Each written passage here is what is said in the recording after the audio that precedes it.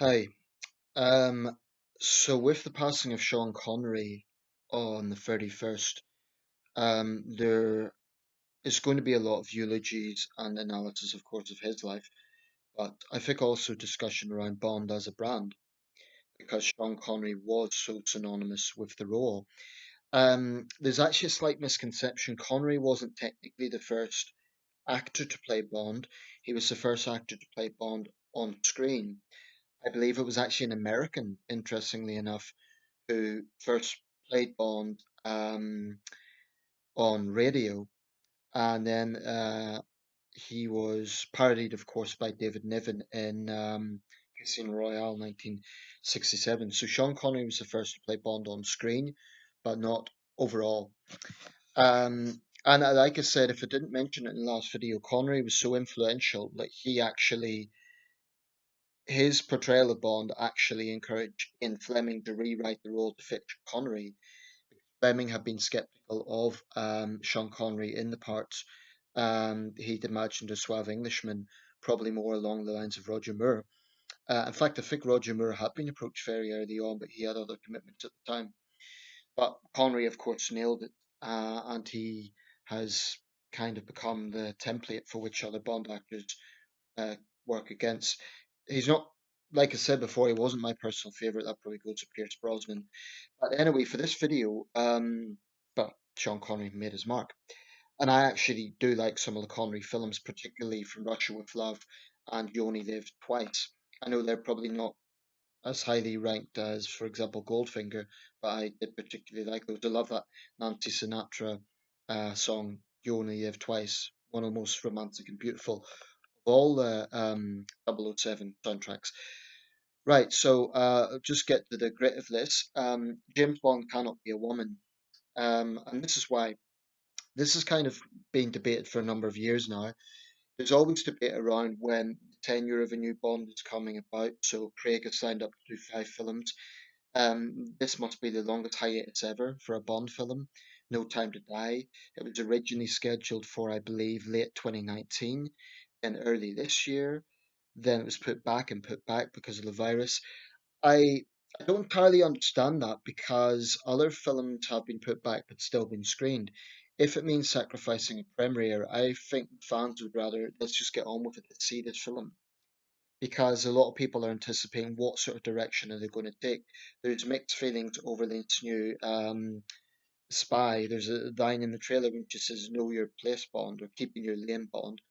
And I think that made a few people feel cringe. Like, are they going to relegate this character to being pushed around by a new agent? And there was certain woke overtones there. This is a black woman, so um, the thing is, what critics of the Bond series need to understand, those who say it's misogynistic or it's politically incorrect, they need to understand that actually the series has evolved over time. For example, when Judi Dench came along as M, firstly, that was kind of emulating a real life situation because Dame Eliza Manning and Bueller was a real life head of MI6 at the time. And if you look at certainly the way Dench's M spoke to Bond, it was certainly not a passive role. And if you look at some of the Bond girls from films, I'd say sort of from the 80s onwards, they were definitely getting more assertive and more headstrong. They weren't simply eye candy for Bond. Certainly in the Connery era, there were certain lines that were a bit cringy and were a bit dated by today's standards. Um, dare I say, even by 60s standards. And I totally understand why that wouldn't be appropriate today. But when feminists say Bond is misogynistic, they're missing the fact that actually the female characters in the series have definitely evolved over time and become stronger and become more independent from Bond. But whatever way you look at it, the series is about one man fundamentally. Villains, M, Q, the Bond girls, they're all supporting roles. This very much is about the character of James Bond.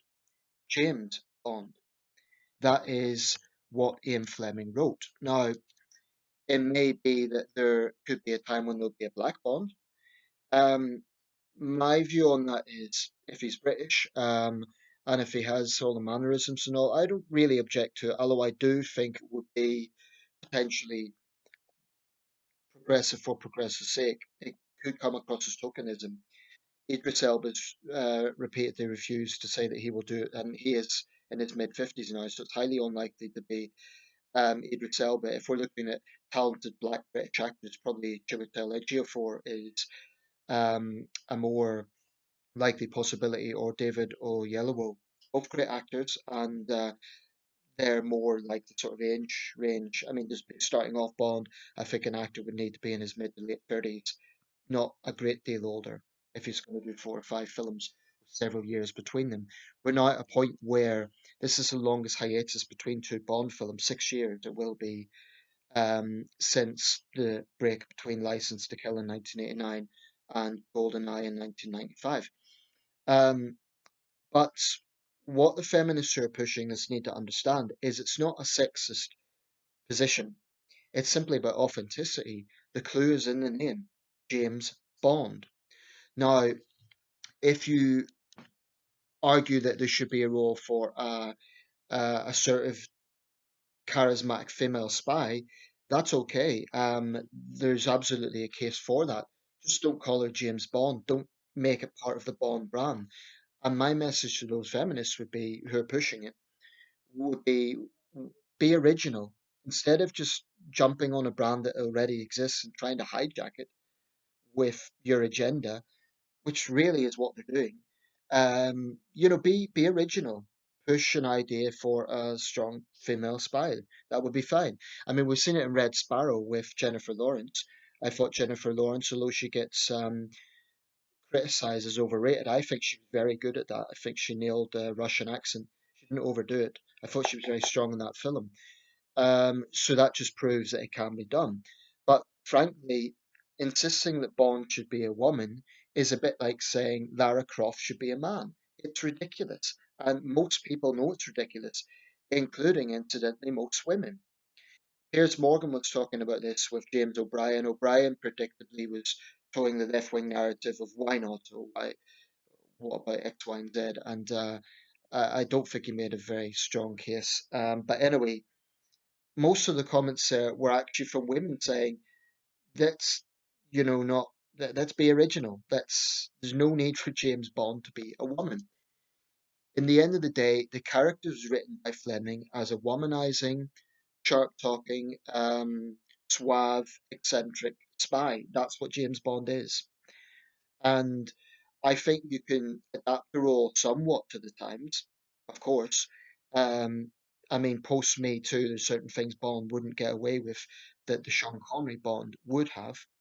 That's fine, adapt it to the times, but don't change it so much that it's unrecognizable. And this is true of any franchise, any series.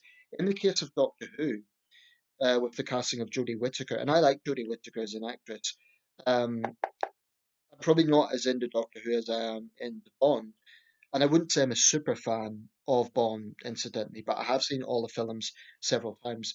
Um, in the case of Doctor Who, the caveat there is Doctor Who is an alien, so there's more flexibility around that. An alien could be male or female, and the what's the word called, the regeneration, that's more believable. But to suddenly make James Bond Jill Bond, it just wouldn't be believable, and it would be a box office bomb, much like Ghostbusters, the remake of Ghostbusters was. The thing about that, it wasn't actually that bad a film. It had entertaining moments, it had funny moments, but it was so blatantly obvious what they were doing. Let's just replace the 4 men with 4 women, and let's just make them tell this pretty much similar jokes, similar characters. It was just too obvious. So this is nothing to do with, as I saw one feminist put it, insecure men having a tantrum about it. It's nothing to do with that.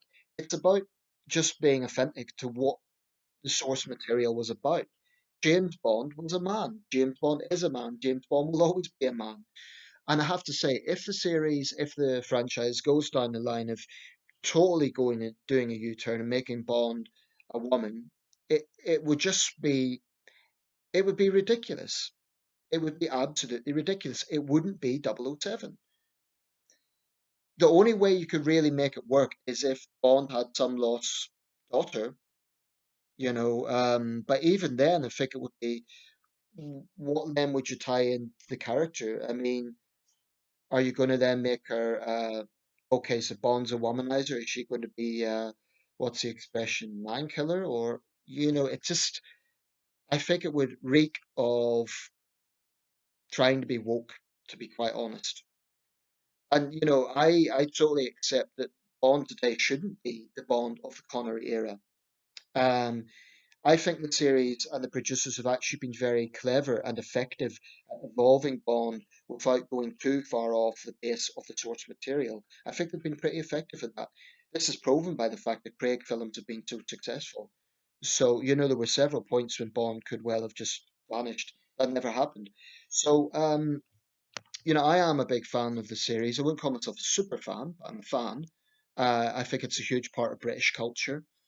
And I just think it would be a great pity if they thought that there was some sort of necessity to do that. Instead of making Bond a woman, why not create a female spy who is a heroine and who, you know, is a memorable character and all the rest of it? Just don't call her James Bond and don't make it anything to do with the Bond brand because it isn't. You already have strong women in the Bond brand. Certainly Judi Dench's Naomi Harris is a great money penny. I think she's very good at that role. So let's just be original and not be, you know. The caveat, of course, to all of this is it's very unlikely to happen. I don't think the producers would do it. And they have, I believe, confirmed that the next one won't be a woman anyway. So the debate is kind of not really necessary. But I'm just putting it out there so people know my position. Um, it really annoys me when feminists distort this. They say, "Oh, you're being sexist. You don't like a woman in power." No, it's got nothing to do with that. It's about authenticity. You know, it would be ridiculous casting a man as Wonder Woman. So why cast a woman in an iconic male role? It's just it's ridiculous.